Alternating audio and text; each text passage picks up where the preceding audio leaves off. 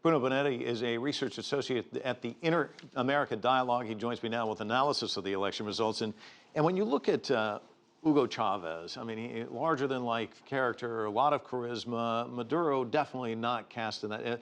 Basically, Chavez casting a very long shadow, for one. And then Maduro dealt this economy, which is apparently in shambles, oil prices going in the wrong direction. So we knew he was probably going to suffer at the polls. You surprised at the degree? It is surprising, although polls were indicating that the opposition was going to give a big win. The size of the lead of the opposition, also because of the electoral system, is quite huge. The opposition could take almost 2/3 of the National Assembly, which is a major blow to Maduro. And of course, he's not as charismatic as Chavez, and also the economic context has changed a lot since Chavez was in power. When Chavez was in power, the price of oil was over $100 a barrel, and now it's tanking. And in general, Latin America is experiencing an economic downturn. This, of course, in Venezuela is combined with mismanagement of the economy. So for many Venezuelans, these results are a call to find solutions.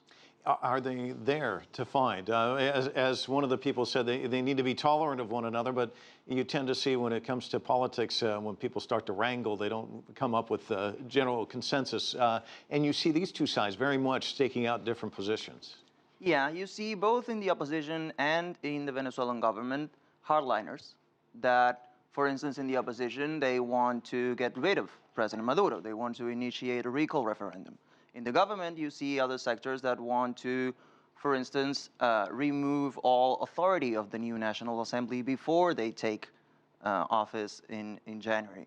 So if these hardliners prevail, both in the opposition and in the government, it's going to be very hard to find solutions to Venezuela's problems.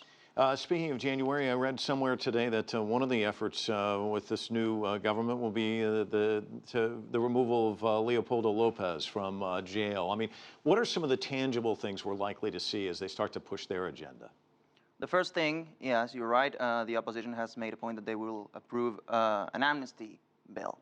The thing is whether the judiciary, with Chavismo is very influential, will allow this to happen. It would be a major signal of political pacification of the country from the government to allow this to happen. I think it would be one of the first strong signals it could send. If this doesn't happen, then we're heading towards a confrontation and we're heading towards probably a worsening political crisis. Let me ask you about the impact on Latin America. What do you see there, the dynamics? This is, I think, part of an ongoing trend in Latin America. You see the elections in Argentina a couple of weeks ago, not necessarily an ideological shift from the left to the right, but what you do see is citizens asking for solutions, particularly in the economy. You see citizens wanting pragmatic politics, pragmatic policies. So I think Venezuela is part of this trend and has been a leader of left-wing oppositions in the region, and that with the economic crisis and now the electoral defeat of Chavismo, that is going to be very hard for Maduro to maintain. It'll be certainly well worth watching. Bruno, thanks so much for giving us your analysis.